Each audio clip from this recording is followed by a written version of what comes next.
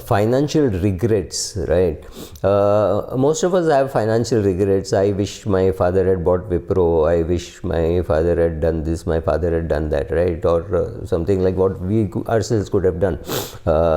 I may not have been able to buy Wipro in 1980, but I may have been able to buy Wipro in 1985, 84, 85, when the price had not gone up too much. Or maybe I could have bought it even much later and then held on for a long period of time. So all of us will have small time regrets, big time regrets, whatever. Like I bought Infosys at 300, sold off at 700, and then but I bought Hero Honda at maybe 30 rupees or 20 rupees or 30 rupees, and held on till the price of 3000 after bonus splits, whatever. So some things you do right, some things you do wrong. But here are some of the regrets which I have seen over long periods of time, which people say. People have come and actually said this to me, and therefore this is coming from sheer experience, not just from some lists which somebody else has prepared. Regret number one, delaying of savings stroke investment. Largely people think that to be able to create a big corpus, you have to invest a big amount of money. Completely wrong. Even if you can start with 500 rupees, 1000 rupees, whatever be your age, whatever be the class of people that you are, please do it. So even if you have a maid servant, there is no reason why you should not be encouraging her or him to start a bank recurring deposit, if not a SIP. After some time, get them to start an SIP of 500 rupees and give a bank guarantee. I have done that for 14-15 people, saying just start a SIP of 500 rupees, just start an SIP of 1000 rupees. Over 5 years you will put say 30,000, 40,000 rupees. If the amount accumulated is less than that, I will give you the money, and I have never had to pay. Everybody, all the 14-15 of them lost touch with maybe 12 of them, are quite happy with what they have done, because once in a while I get word saying, "Arey, itna paisa jama ho gaya, I've been able to do it." So don't postpone. I mean, start it as soon as you can. If you have not started, start today, right? That's the thing. Very simple. Just start a bank RD for your servant, start a bank RD for your driver, start a bank RD for anybody at the lowest end, because you don't want to take any risk.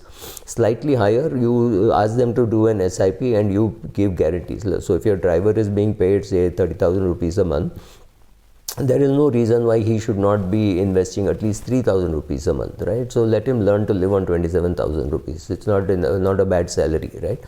So get people to do 5%, 10%. So get them to do. I mean, if you have done, great. If you have not done, you start now, but make sure that everybody around you also starts. And so don't delay. Don't delay for anybody. If you have delayed for yourself, bad luck, but at least start now. And don't regret, "Oh, I wish I had done earlier." Yes, you wish you had done earlier, but you didn't do it. So the best time to invest was maybe 200 years ago by your great grandfather, or 100 years ago by your great grandfather, or 50 years ago by your father. If you have not done it, start now. There is nothing stopping you from starting now. So don't think that you have to wait permanently. You don't have to wait permanently, and start small. That's okay. That's the smallest of the problems. Another regret that I see people do is buying a house much bigger than what they need, because everybody around you says, "Oh, you'll never buy a house again. Why do you want to buy a 1 BHK, buy a 2 BHK? Why do you want to buy a 2 BHK, buy a 3 BHK? You know, that kind of thing. People, everybody around you, not just the broker, pushes you to buy a bigger house and also bigger cars and more number of cars. If you can push your car for 11 years instead of 7, for 4 years, so in your lifetime of 30-40 years of car buying, it means at least you will buy 2-3 cars less than what you would have bought. Buying a big house, buying a big car are very huge impediments to retirement. Again, buying a very expensive vacation, right? If you go on expensive vacations, that also impairs your retirement. So you could have regrets about all this later on. Another thing is buying a timeshare when you are when you're young. Maybe you will find time to go, or when you're old, when you're 60 plus, you may be able to find time to go. But somewhere in your mid 40s and 50s, when people end up buying a timeshare, they end up wasting a lot of money because they are unable to really use the services. I have nothing against timeshare. I'm a shareholder. I have timeshares. I'm a shareholder of companies which sell timeshares, Mahindra Holiday Resorts, Thomas Cook. I'm perfectly good. It's a great business to be in. But check out whether you are going to buy it or whether you're going to use it, and not. If you're not going to use it, then don't buy it. Secondly, try buying timeshare from the secondary market rather than the primary market. A lot of people who have bought, who are wondering what to do, will be happy to sell. When you find that there are many people happy to sell, then you can also talk to them as to why they are selling, right? Why have they bought it and why are they selling now? And that might be cheaper than buying in the primary market, which means going to the company, right? Another thing I see is people spending too much on kids, right from nursery, KG to school, college, everywhere. I mean, the kind of expensive BCom degrees that you can get, you can end up spending 20-25 lakhs to get a BCom degree. Are you serious? 4-year degree, if not 25 lakhs, maybe it is 16-17 lakhs. That's a figure which my neighbor gave me, and I was quite surprised at that number. I mean, a little shocked. So be careful as to how much you're spending on your kids. It's great to have kids, it's fantastic, but be careful about how much you're spending on their grooming, on their hobbies, on their school, on their college, right? So be careful about all that. Another thing which I find is to see incompetent people trying to manage their own money. Please don't do it, right? If you need help, take it. I see people doing it and then they come back and say, I've done this, is this okay, is this not okay? I mean, asking a blogger like me whether what you have done is okay does not really help, because you will ask me once. After that, whatever I say, I have no clue how you are implementing. That's a problem which all doctors, financial advisors, everybody has. They can do a very good diagnosis, they can do a very good prescription, but if you don't implement it properly, you need everything, right? Either you're capable of doing it or you're not capable of doing it. There's no halfway, right? So don't make a mess and at the age of 60 find that you don't have enough money for retirement. Don't do that. Either you need professional help or you don't. When you don't need professional help, at least get a professional to do a review of what you have done. Don't say, I don't need a professional to do the work. Great, I will do it myself and I will not even have it audited. This doesn't work because personal bias, everything gets in. Look at me, I'm so personally biased. I'm always for equity. Not a very sensible thing to do if I'm doing clientele work, right? With clientele work, I have to do as per client's risk profile, not as per my risk profile. So be very careful that you think you don't need help. You may need help. Don't borrow from your pension plan or from your provident fund or things like that. It is absolutely stupid. If you can't make your money last 30 days, you get salary on the 1st and you want it to remain till the 30th. And how are you going to handle your corpus for 40 years? You retire at 55, die at 95, right? So 40 years you have to be able to manage your portfolio. That is something which you have to either learn or you have to be willing to take professional help. Take professional help and learn from that professional. That is perfectly possible for you to do, right?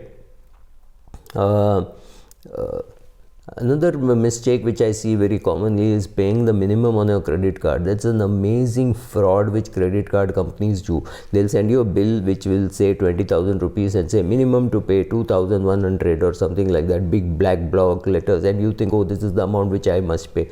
That is not the amount you must pay. The amount you must pay is 20,000, not the 20,100, 2,100 or 2010 or whatever they're asking you to pay. You have to pay the full amount. Many people don't know this and it's very shocking. So you have to know how to manage your credit card. If you don't know how to manage your credit card, give up on your credit card. If you know how to manage your credit card, it's a great boon. I use the credit card extensively, especially for airport lounges and for postponing some expenses also, right?